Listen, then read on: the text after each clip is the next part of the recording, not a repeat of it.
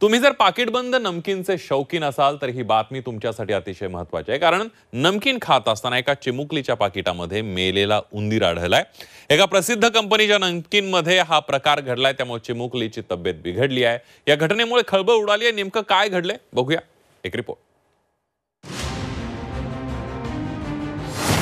पाकिटबंद नमकीन खाताय, सावधान।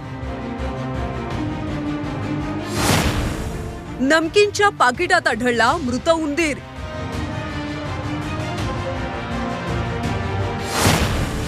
नमकीन कंपनी विरोधात कारवाईची मागणी।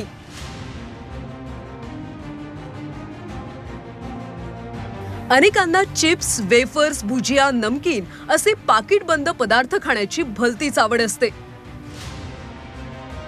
मात्र गुजरातमधला घडलेला प्रकार आम्ही तुम्हाला सांगितल्यानंतर तुम्ही थोडा विचार कराल, कारण गुजरातमध्ये नमकीनच्या एका पाकिटात चक्क मेलेला उंदीर आढळलाय। ही घटना आहे गुजरातच्या साबरकांठा इथल्या प्रेमपूर गावातली। एका प्रसिद्ध कंपनीच्या नमकीनच्या सीलबंद पाकिटात मृत उंदीर आढळलाय, त्यामुळे चिमुकलीला थेट हॉस्पिटलमध्ये दाखल करण्याची वेळ आली। प्रेमपूर गामनो वतनी माझी 1 वर्षाची मुलगी नमकीन खात होती। माझी पत्नीच तिला खाऊ भरवत होती।